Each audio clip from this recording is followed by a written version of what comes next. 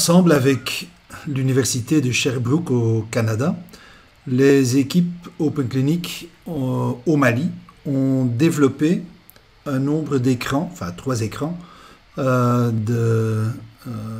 d'examen clinique ou d'enregistrement clinique pour le dépistage des troubles de santé mentale. Et donc, on sait très bien que dans beaucoup de pays en Afrique subsaharienne, la santé mentale est quelque part l'enfant négligé du système de santé. Et dans la mesure où il y a même très peu de professionnels de santé qui ont eu une formation adéquate en matière de santé mentale. Et donc ces écrans spécifiques pour la santé mentale, pour le dépistage des troubles de santé mentale, ces écrans ont été vraiment développés pour assister des professionnels de santé qui disposent d'une connaissance très basique de la santé mentale. Et donc ce sont des écrans qui ne s'adressent pas à des psychiatres ou à des médecins spécialistes, neurologues ou neuropsychiatres. Alors ces 3 écrans sont destinés d'un côté au dépistage des troubles de santé chez les adultes, ou bien chez les enfants et les adolescents, ou bien chez les femmes en période périnatale. Et donc les principes pour les 3 écrans sont les mêmes, mais on va parcourir les différents écrans et on va commencer avec celui pour les troubles de santé mentale chez les adultes. Donc, je prends ici l'écran et en fait, on a 3 colonnes. Donc, dans la première colonne, on a des symptômes généraux. Donc, ce sont des symptômes qui ne sont pas très spécifiques pour l'une ou l'autre pathologie, mais qui peuvent être liés à un nombre de troubles de santé mentale. Et chaque symptôme général va pouvoir donner lieu à d'autres symptômes spécifiques, plus spécifiques, à explorer pour pouvoir confirmer ou exclure l'une ou l'autre pathologie et l'un ou l'autre diagnostic de santé mentale. Et sur base des symptômes généraux et des symptômes spécifiques qui ont été enregistrés, le système va aider à proposer des diagnostics qui sont probables dans le cas d'un patient précis. Et donc c'est alors à l'utilisateur d'indiquer s'il va retenir l'un ou l'autre diagnostic dans le cas de la prise en charge d'un patient. Alors je vous donne un exemple. Supposons que ici j'ai un patient qui présente un symptôme général de difficulté de concentration. Je coche difficulté de concentration. Le système va d'emblée indiquer les symptômes spécifiques qui sont à explorer pour pouvoir exclure ou confirmer un problème d'anxiété, un trouble relié au stress et au trauma, ou bien une dépression. Alors, sur base des réponses qu'on va donner ici, on va pouvoir confirmer ou exclure les différents diagnostics. Donc, si par exemple ici j'ai dit, oui, il y a des symptômes somatiques aussi, avec une tension musculaire, sensation d'avoir une boule dans la gorge. Quand je coche cet élément, le diagnostic d'anxiété devient probable.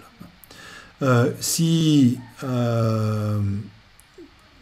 j'ai une réaction à un ou plusieurs événements passés, ou même actuels, qui ont suscité un sentiment de peur, si je coche ça, ça ne va pas automatiquement activer, ce n'est pas suffisant pour activer le diagnostic de troubles reliés au stress et au trauma, mais ça va activer les autres symptômes généraux qui sont en fait également à explorer, parce que les autres symptômes généraux peuvent également être liés à ce symptôme spécifique. Supposons que les autres symptômes généraux ne sont pas ici d'application. Mais si j'ai une détresse face à des indices qui évoquent l'événement, donc du passé, quand je vais cocher celui-là, la combinaison de ces 2 symptômes spécifiques va être assez va être suffisant pour activer également ce diagnostic ici.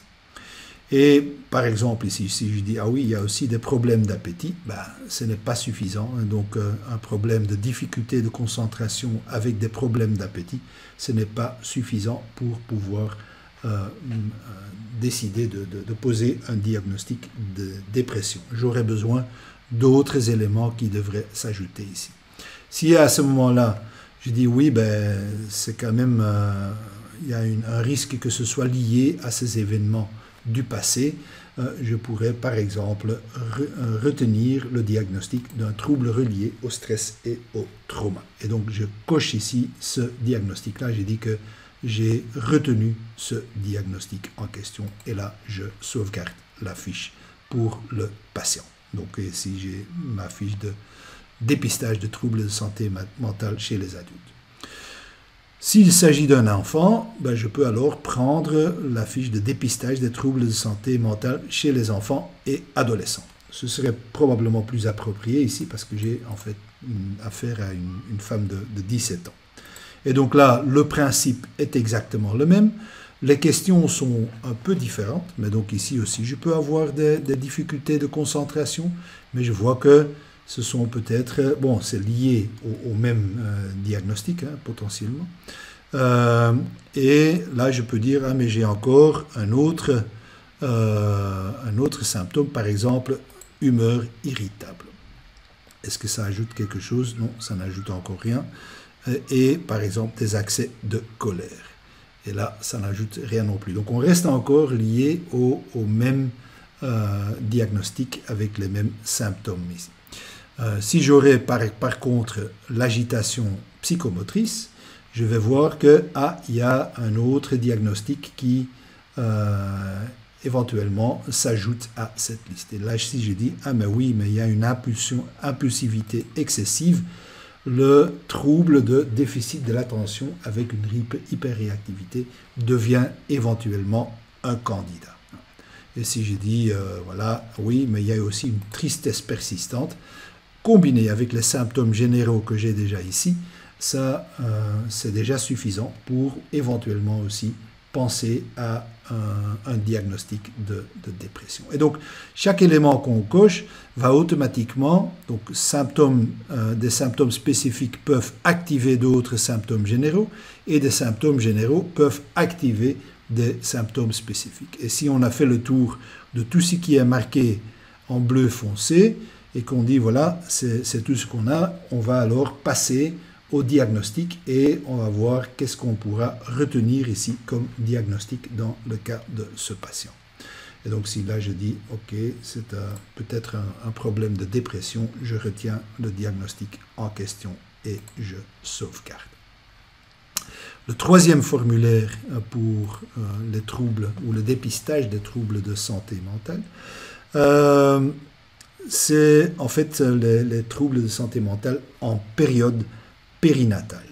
Et donc là, si je vais prendre cette fiche-là, j'ai moins de diagnostics qui sont typiquement liés à la période périnatale et sur base des différents signes et symptômes, par exemple, difficulté de sommeil, ça active déjà beaucoup de choses, et fatigue.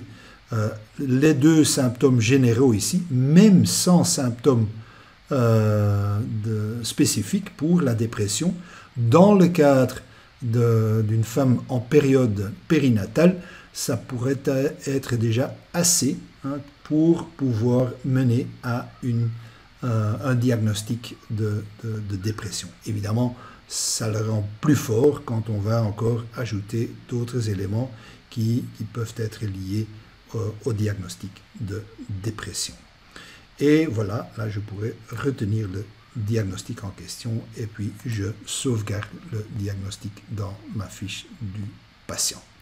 Voici donc les trois écrans cliniques qui vont aider les professionnels de santé qui n'ont pas eu une formation particulière en matière de santé mentale pour quand même faire un premier diagnostic des troubles de santé mentale et aider à orienter le professionnel de santé dans la prise en charge, soit la référence du patient vers un autre niveau du système de santé.